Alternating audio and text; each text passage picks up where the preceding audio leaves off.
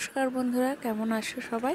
আশা করছি ভালো আছো। আবারও একটা মিনি ব্লগ নিয়ে চলে এলাম তোমাদের সাথে শেয়ার করার জন্য। তো সেদিন ছিল দীপাবলির সন্ধ্যাবেলায় প্রথমে আমি প্রদীপগুলো রেডি করে নিচ্ছিলাম বসে বসে। আর এই প্রদীপগুলো আমি বাড়িতেই কিনে এনে বাড়িতেই রং করেছিলাম অনেক দিন আগেই অবশ্য। তারপরে একে একে প্রদীপগুলোকে জ্বালিয়ে দিয়ে আমি যেমন সাজিয়ে দেয় সেরকমভাবেই সাজিয়ে দিচ্ছিলাম। আর দেখো আমি এইভাবে প্রদীপগুলোকে সাজিয়ে দিয়েছিলাম দীপাবলির দিনে। তারপরে ভাবলাম যে নিজে একটু রেডি হয়ে নিই। তারপরে অনেক দিন পরেই পায়ে আলতা লাগালাম, যেহেতু প্রেগনেন্সিতে আর একা একা কিছুই কাজ সেরকমভাবে করতে পারি না। তারপরে একটু রেডি হয়ে নিয়েছিলাম। বরমশাই ডিউটি থেকে এলে তারপরে আমাকে একটু ঠাকুর দেখতে নিয়ে যাবে, তার জন্য তো ও চলে এসেছিলো। তারপরে ও ঠাকুরের মন্দিরে মোমবাতি জ্বালিয়ে দিচ্ছিল, তার সাথে আমিও গেছিলাম ওর সাথে মোমবাতি জ্বালিয়ে দেওয়ার জন্য।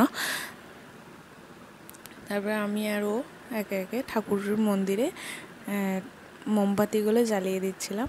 আর রাত্রিরে আমি ওই টুকিটাকি ওর সাথেই বেরোই, তাছাড়া আমি বেরোই না এই সময়টা। আর যেহেতু পুজোর দিন ঘরে বসে থাকতেও খুব একটা মন যায় না, সেই জন্যেই বললো চলো। এখানে তো সেরকম আমার শ্বশুরবাড়িতে সেরকম কালী পুজোটা সেরকম একটা খুব ধুমধাম করে হয় না, তো যেরকমই হয় ওই আর কি ঠাকুরগুলো দেখে আসা। তো আমরা প্রথমে আমাদের গ্রামের যে দুটো ঠাকুর আসে সেই ঠাকুরগুলোই দেখছিলাম। আর এই ঠাকুরটা আমাদের পাড়ারই, একটুখানি যেতে হয়।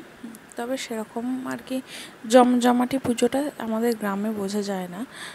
কালী পুজোটা, দুর্গা পুজোটা খুবই ধুমধাম হয়। তো একে একে আমরা ঠাকুর দেখে নিচ্ছিলাম। আর রাত্রিরে তো বেরোই না বলতে গেলে। আর আজকে কালী পুজোর দিন, আর এখানে মায়ের মন্দিরেও মাকে দর্শন করতে চলে এসেছিলাম। অনেক অনেক দর্শনার্থী ছিল, ওখানে বসে পুজো হচ্ছিল মায়ের। আর এখানেও মায়ের পুজো হচ্ছিল এবং ভোগ বিতরণ হচ্ছিল, তাই এত জমজমাটি ভিড়। তারপরে পাশের গ্রামের মা খুব জাগ্রত, তাই সেখানেও এসেছিলাম মাকে দর্শন করার জন্য।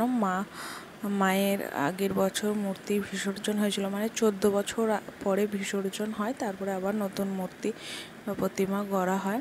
তো মাকে দর্শন করে তারপরে একটু বাইরে বেরিয়েছি। বাইরের খাবার তো না খেলেই না, একটু 12 ভাজা খেয়ে নিয়েছিলাম। আর আমার তো প্রেগনেন্সিতে ফুড ক্রেভিংটা একটু বেশিই, যাই দেখি না কেন তাই খেতে মন যাচ্ছে। আর তারপরে আমরা চলে এসেছিলাম একটু রেস্টুরেন্টে। আর রেস্টুরেন্টে এসেই তো খেতে শুরু করে দিয়েছিলাম। আর খাওয়া কমপ্লিট করে তারপরে আমরা চলে গিয়েছিলাম বাড়ি। আর বাড়িতে এসেই দেখলাম ভাই বাজি ফাটাচ্ছে।